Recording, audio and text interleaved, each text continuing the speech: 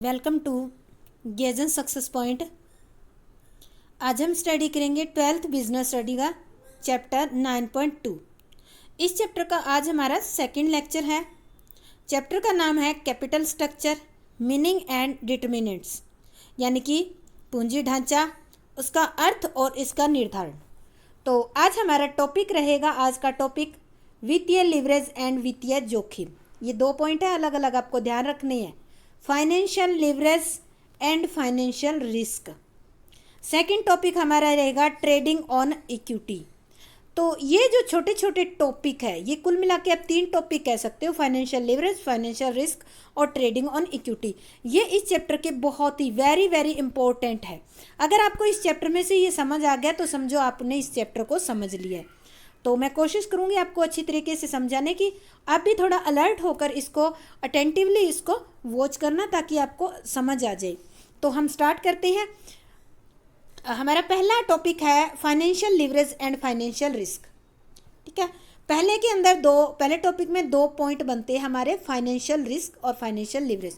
तो पहला पॉइंट हमारा वित्तीय लिवरेज, जिसको हम हिंदी में कहते हैं फाइनेंशियल लिवरेज, क्या होता है। पूंजी ढांचा। पूंजी ढांचे में समता अंश पूंजी के साथ स्थायी लागत पूंजी कौन सी होती है, अभी बताया ना पिछले लेक्चर में, लेक्चर फर्स्ट में। ऋण पूंजी और पूर्वाधिकार अंश पूंजी भी शामिल होने की स्थिति को वित्तीय लिवरेज कहती है। आपको पूंजी ढांचा बताया था। पूंजी ढांचे में 4 टाइप की आपको पूंजी बताई थी, समतांश पूंजी, preference share capital, equity share capital, preference share capital, डेब्ट कैपिटल और रिटेन अर्निंग।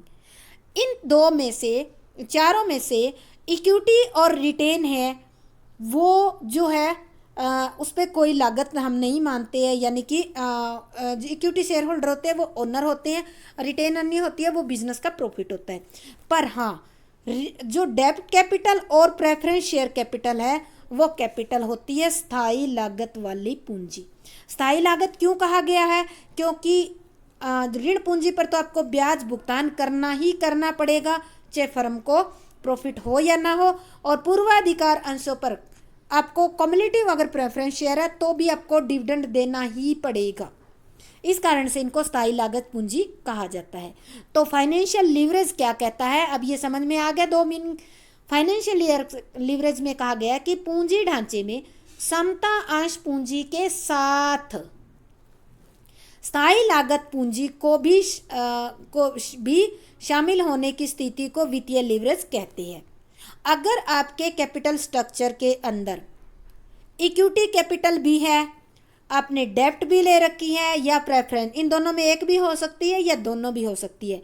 अगर इन तीनों का कॉम्बिनेशन मिलाकर आप अगर अपनी कंपनी का स्ट्रक्चर बनाते हैं कैपिटल का, तो उसको क्या कहा जाएगा, फाइनेंशियल लिवरेज या वित्तीय लिवरेज कहा जाएगा। वित्तीय निवेश बढ़ने से कंपनी की कुल पूंजी में सस्ती पूंजी का हिस्सा बढ़ जाता है। अब देखो, वित्तीय निवेश बढ़ने से सस्ती पूंजी बताया था ना आपको कौन सी है, ये जो है सबसे ये जो फिक्स कॉस्ट वाली कैपिटल होती है ये सस्ती कैपिटल भी होती है। कॉस्ट वाइज पिछले चैप्टर में हमने पढ़ा। अगर ये पॉइंट समझ में नहीं आता है तो इस चैप्टर का फर्स्ट लेक्चर देखें, उसमें आपको अच्छी तरीके से समझ में आ जाएगा कि ये सस्ती पूंजी कैसी है। तो इससे अनुपात बढ़ेगा, परिणाम क्या होगा, कुल पूंजी लागत कम हो जाएगी। यानी कि टोटल कैपिटल में अगर आपकी स्थायी लागत वाली या सस्ती पूंजी ज़्यादा है तो इससे आपकी लागत कम होगी। लागत कम होने से क्या होगा, कंपनी लाभ की स्थिति में आ जाएगी। तो ये था हमारा फाइनेंशियल लिवरेज। सेकंड हमारा आता है फाइनेंशियल रिस्क, वित्तीय जोखिम।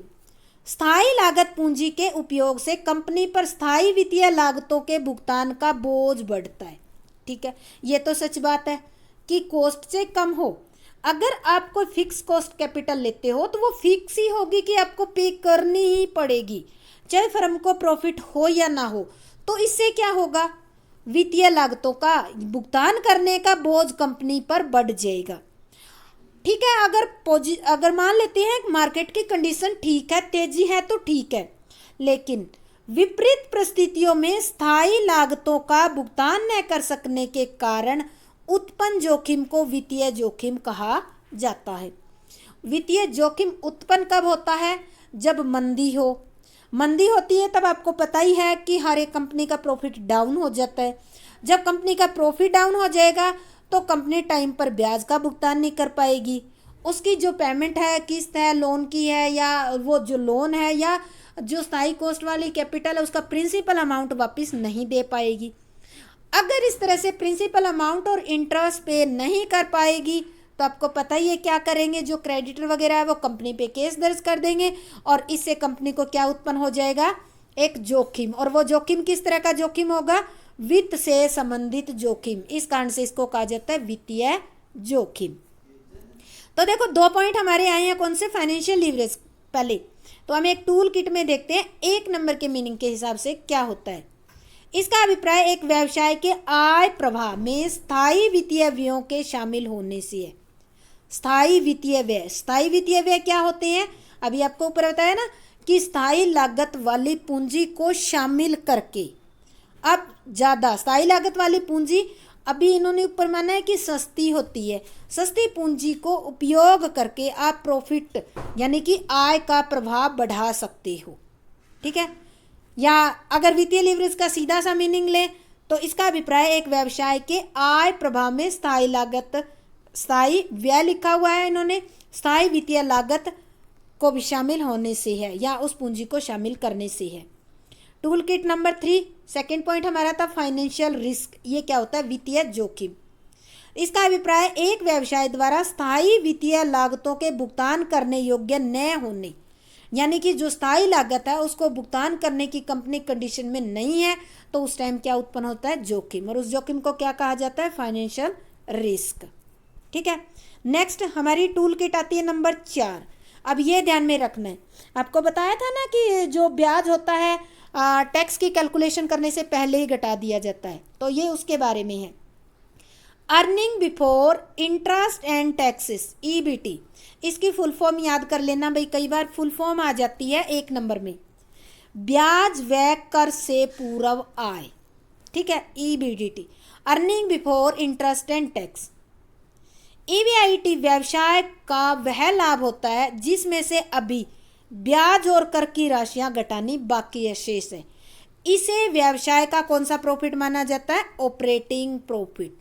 अगर आपको पूछा जाए कि ऑपरेटिंग प्रॉफिट क्या होता है तो किसी भी कंपनी का ऐसा प्रॉफिट जिसमें से अभी तक ब्याज और टैक्स नहीं घटाया है, इंटरेस्ट और टैक्स लेस नहीं किया है, तो वो प्रॉफिट आपका earning before interest and tax कहलाता है। इसके नाम से ही आपको क्लियर हो जाता है, ठीक है। यह व्यवसाय की क्या शो करता है, यह प्रॉफिट अर्निंग कैपेसिटी का सूचक होता है। क्वेश्चन आ जाता है कि जो प्रॉफिट अर्निंग कैपेसिटी का सूचक क्या होता है, तो वो होता है EBT, EBIT, earning before interest and tax. इसको कहा जाता है अर्निंग प्रॉफिट अर्निंग कैपेसिटी, ठीक है। उदाहरण लेते हैं हम कोई, माना 2 कंपनियों की earning before interest and tax 8 crore और 10 करोड़ रुपए है। एक कंपनी का ब्याज और टैक्स घटाने से पूरा प्रॉफिट कितना आता है, 8 करोड़, और दूसरी का कितना आता है, 10 करोड़। जबकि earning after interest and tax, ये देखो यहाँ पे वो क्या था, earning before interest and tax था, ये है earning after interest and tax. अब आ गया ये दोनों चीज़ें घटाने के बाद, पहली कंपनी का बनता है 5 करोड़ और दूसरी कंपनी का बनता है 4 करोड़। अब यह कंपैरिजन करो, पहली का तो क्या था, 8 करोड़ सा, अब बचा कितना है, 5 करोड़। दूसरी का 10 करोड़ था, अब कितना बचा है, 4 करोड़ रुपए। तो ये दोनों कंपनियों की earning before interest and tax के आधार पर कहा जाएगा कि दूसरी कंपनी की लाभ अर्जन क्षमता अधिक है। क्या कहा जाएगा, दूसरी कंपनी की लाभ अर्जन क्षमता अधिक है। कैसे, अभी देखो, इसके बाद इसको हम डिटेल में करेंगे, आगे टेबल लेके करेंगे, वहां पे आपको क्लियर हो जाएगा। टूल किट नंबर पढ़ते हैं 5। ये छोटे छोटे, ये जो टूल किट मतलब होते हैं छोटे छोटे पॉइंट है जिनको आपको समझना चाहिए। ये 1 नंबर के क्वेश्चन में आ जाते हैं आपके कई बार। दूसरा, इनकी फुल फॉर्म याद रखनी जरूरी है। अब आता है अर्निंग पर शेयर क्या होता है, इसको कहा जाता है EPS, earning per share. Earning before interest and tax में से ब्याज व कर घटाने के बाद बची हुई राशि को क्या कहा जाता है, earning after interest and tax. जब ईबीआईटी में से, इसको ईबीआईटी बोलना ही मत, इसको बोलना earning before interest and tax, ताकि आपको फुल फॉर्म याद हो जाएगी। दोनों ब्याज और टैक्स अगर हम घटा देंगे तो क्या बचाएगा, earning after interest and tax. इसे अर्निंग आफ्टर टैक्स भी कहा जाता है। क्या कहा जाता है, इसको अर्निंग आफ्टर टैक्स भी कहा जाता है, क्योंकि कर के भुगतान से पहले ब्याज का भुगतान हो चुका है। इस कारण से इसको ईएटी यानी कि अर्निंग आफ्टर टैक्स भी कह सकते हैं। अर्निंग आफ्टर टैक्स में से पहले हम किसको देंगे, अब ये वो वाला प्रॉफिट आ गया जिसमें हमें लाभांश वगैरह देना है। अर्निंग आफ्टर टैक्स में से पहले पूर्वाधिकार लाभांश को घटाया जाता है, प्रेफरेंस शेयर डिविडेंड। इस प्रकार उपलब्ध राशि को क्षमता अंशधारियों के लिए उपलब्ध राशि होगी, earning available for equity share holder. ठीक है, ईपीएस कैसे ज्ञात करेंगे, अब इसको भी हम एक टेबल के द्वारा समझेंगे आगे जाके अच्छी तरह, या मीनिंग बताने के लिए बता रही हूँ आपको।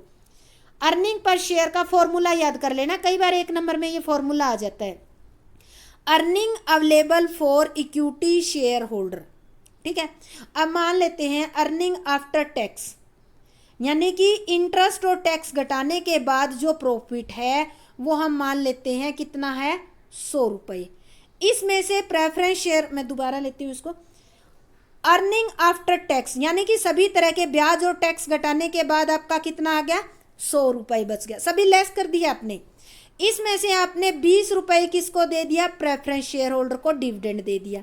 बाकी जो 80 रुपीज़ है वो किसके लिए है, earning available for equity share holder. ये 80 रुपीज़ जो है वो किसके लिए बचे हुए, इक्विटी शेयर होल्डर के लिए बचे हुए। ठीक है, तो ईपीएस जो कैलकुलेट की जाती है वो इक्विटी शेयर होल्डर पे कैलकुलेट की जाती है।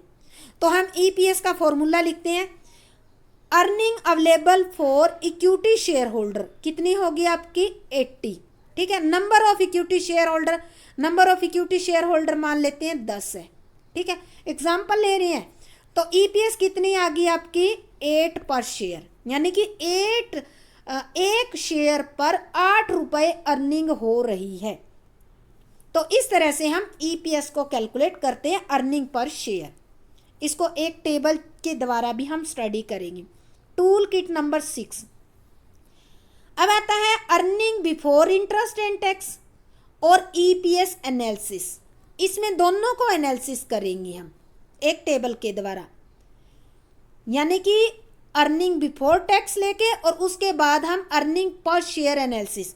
तो इस विश्लेषण से ये पता लगाया जा सकता है कि निश्चित earning before interest and tax स्तर पर दीर्घकालीन वित्तीय स्रोतों के विभिन्न मिश्रणों, विभिन्न मिश्रण का मतलब ये होता है कि एक तो आप अपनी कैपिटल लगाओ, इक्विटी, और दूसरा ये हो सकता है कि आप इक्विटी के साथ डेब्ट कैपिटल लेकर भी बिजनेस कर सकते हो। यानी कि आपका जो कैपिटल स्ट्रक्चर होता है उसमें आपने किस तरह की कैपिटल लगा रखी है, कौन कौन सी किस अनुपात में लगा रखी है, उसके बेस पे हम अर्निंग पर शेयर देखेंगे, उसका प्रभाव देखेंगे। अब अगला पॉइंट हमारा आता है ट्रेडिंग ऑन इक्विटी। अब वो टेबल में समझने से पहले आपको ट्रेडिंग ऑन इक्विटी समझाना जरूरी है। समता पर व्यापार। समता पर व्यापार का अभिप्राय है समतांश पूंजी के आधार पर स्थायी लागत पूंजी प्राप्त करके समता अंशधारियों की आय में वृद्धि करना। यानी कि आप अपनी समता अंश पूंजी के बेस पर, स्थायी लागत पूंजी कौन कौन सी होती है, अगर आपसे पूछा जाए कि स्थायी लागत पूंजी कौन सी है तो आप बताओगे ऋण पूंजी और पूर्वाधिकार अंश पूंजी, यानी कि डेब्ट capital and preference share capital होती है। इसको कहते हैं फिक्स कॉस्ट कैपिटल। ठीक है, तो कोई भी जो है बैंक लोन देने वाला वो कौन सी कंपनी को लोन देता है, जिसकी समता अंश पूंजी जिस कंपनी में ज़्यादा लगी होती है। ठीक है, तो इन्होंने सीधा कहा है कि समता अंश पूंजी के आधार पर स्थायी लागत पूंजी प्राप्त करके समता अंशधारियों की आय में वृद्धि करना। यद्यपि ऐसा तभी संभव है जब कंपनी की आय की दर, ध्यान रखना यहाँ, ये जो है आप स्थायी लागत पूंजी तभी प्राप्त करके अंशधारियों की आय बढ़ा सकते हो जब आय की दर पूर्वाधिकार अंश पूंजी की लाभ दर से अधिक हो। मान लेते हैं जो आपने पूंजी उधार में ली है उस पे आप कमाते हो 10 रुपये और इस पे आप कितना दे रहे हो, ऋण पूंजी है इस पे जो स्थायी लागत वाली है इस पे दे रहे हो आप 8 रुपये। ठीक है, तो आप इस पूंजी को लेकर बिजनेस कर सकते हो, तो इससे अंशधारियों की आय बढ़ेगी। अगर मान लेते हो इस पे आप 10 रुपये खर्चा कर रहे हो और यहाँ 8 रुपये कमा रहे हो, तब आपको ऐसी कैपिटल नहीं लेनी। ठीक है, स्थायी लागत पूंजी प्रदान करने वाले निवेशकों का कंपनी के लाभ में सीमित भाग ऋण पूंजी पर ब्याज और पूर्वाधिकार अंश पूंजी पर लाभांश के रूप में होता है। इसलिए वे ये चाहते हैं, यानी कि जो स्थायी लागत पूंजी देने वाले निवेशक है ना, वो चाहते हैं कि स्वामी पूंजी द्वारा उनका विनियोग सुरक्षित रहे। अब जो उधार की पूंजी देने वाला है वो यही चाहता है कि कंपनी में ज़्यादा समतांश पूंजी है तो उनके द्वारा जो लगी हुई कैपिटल है उस कंपनी में वो क्या रहेगी, सुरक्षित रहेगी। अन्य शब्दों में ऋणदाता कंपनी को ऋण देने के लिए तैयार होते हैं जबकि कंपनी का आधार मजबूत हो। आधार का मतलब यह है कि कंपनी के पास पर्याप्त समतांश पूंजी हो। अगर कंपनी ने 100 रुपये खुद के लगा रखे हैं तो उसको हो सकता है 80 रुपये उधार मिल जाए। अगर कंपनी ने 10 रुपये खुद के लगा रखे हैं तो कंपनी 80 रुपये उधार के लेना चाहती है तो उसको कभी नहीं मिलेंगे, ये ध्यान रखना है। तो ये जो है जो 10 रुपये है वो इक्विटी है और ये 80 रुपये है ये क्या, उधार का। तो देखो अब उधार देने वाला भी निवेशक ये चाहेगा कि इसकी नींव मजबूत हो। अगर ये कंपनी मान लो इस प्रॉफिट में नहीं है, लॉस हो रहा है, तो किनकी पूंजी, इनके तो 10 डूबेंगे तो इनके 80, तो कोई भी ऐसी कंपनी में इन्वेस्ट नहीं करेगा। तो क्या चाहते हैं, अर्थात कंपनी के पास पर्याप्त समतांश पूंजी हो। ऐसा ऋणदाता इसलिए चाहते हैं कि यदि कंपनी को अधिक हानियां हो जाए अथवा कंपनी दिवालिया होने की स्थिति में आ जाए तो समतांश पूंजी ही डूबे और भुगतान में प्राथमिकता के कारण उनका ऋण सुरक्षित रहे, यानी कि उनकी पूंजी सुरक्षित रहे। अब आता है प्रश्न उठता है, अब समता पर व्यापार का हमने पढ़ लिया, यानी कि अपनी समतांश पूंजी के आधार पर आपको जो फिक्स कॉस्ट वाली कैपिटल है वो लेकर कैपिटल को यूज करके आपको जो इक्विटी शेयर होल्डर है उनकी इनकम को बढ़ाना है, उसको ही कहा जाता है ट्रेडिंग ऑन इक्विटी। अब क्वेश्चन उठता है कि स्थायी लागत पूंजी जारी करके समतांशधारियों की आय में वृद्धि कैसे हो सकती है, ये क्वेश्चन है हमारा। यानी कि ट्रेडिंग ऑन इक्विटी करके आप जो इक्विटी शेयर होल्डर है उनकी इनकम को कैसे बढ़ा सकते हो। तो इस क्वेश्चन को हम एक एनालिसिस करेंगे earning before interest and tax, पहला पॉइंट। दूसरा है अर्निंग पर शेयर के द्वारा समझने की कोशिश करेंगे। तो देखो एग्जाम्पल लेते हैं, हमारे सामने दो कंपनियां हैं, एक है आपकी एक्स कंपनी और दूसरी कौन सी है आपकी वाई कंपनी। दोनों कंपनियों को ध्यान में रखना है, ये लायबिलिटी साइड है आपकी। पहला आता है equity share capital. Equity share capital face value पर शेयर कितनी है, 10 रुपए की। एक्स कंपनी है, इसने केवल 10 लाख रुपए केवल इक्विटी शेयर कैपिटल ही लगाई है, ठीक है। और वाई कंपनी ने कितनी लगाई इक्विटी कैपिटल, 4 लाख रुपए लगाई। 10% डिबेंचर, इसने एक्स कंपनी ने कोई भी बाहर की पूंजी नहीं ले रखी, केवल अपनी ही इक्विटी कैपिटल है। और वाई कंपनी ने 6 लाख रुपए क्या ले रखी है, लोन की पूंजी ले रखी है। तो टोटल कैपिटल कितनी होगी, एक्स में भी 10 लाख होगी और वाई में भी 10 लाख होगी। फर्क क्या है, ये इनका कैपिटल स्ट्रक्चर है, इसको कैपिटल स्ट्रक्चर कहते हैं, ठीक है। कैपिटल स्ट्रक्चर में एक्स कंपनी की तो केवल इक्विटी कैपिटल है और वाई कंपनी की इक्विटी कैपिटल के साथ साथ कंपनी ने जो है फिक्स कॉस्ट कैपिटल ले रखी है। इस कंपनी, ये जो कंपनी है ये ट्रेडिंग ऑन इक्विटी समता पर व्यापार कर रही है और जो एक्स कंपनी है वो समता पर व्यापार नहीं कर रही, ठीक है। तो चलो हम पढ़ते हैं अभी इसका आगे। कैपिटल हमने देख ली। नेक्स्ट हमारा आता है यहां से लेते हैं टेबल 1, ठीक है। X company, Y company. अब देखते हैं earning before interest and tax. X company को प्रॉफिट कितना होता है, 2 लाख रुपए। वाई को कितना होता है 2 लाख। क्यों होता है? क्योंकि दोनों में 10-10 लाख रुपए कैपिटल लगी हुई है, तो दोनों का प्रॉफिट भी हम इक्वल लेंगे। अब आता है एक्स कंपनी ने तो कोई उधार की पूंजी नहीं ले रखी, तो इंटरेस्ट जो है एक्स कंपनी को नहीं देना। वाई कंपनी ने कितनी ले रखी थी? 10% के डिबेंचर ले रखे थे। रेट देखी थी ना आपने, 10% डिबेंचर, तो 6 लाख की थी, 6 लाख पे 60,000 रुपये डिबेंचर होगी। ठीक है, तो अब कितनी बच गई आपकी जो अर्निंग बिफोर टैक्स?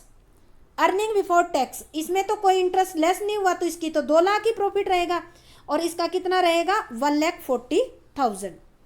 टैक्स है 30%, अब लगेगा टैक्स 30%।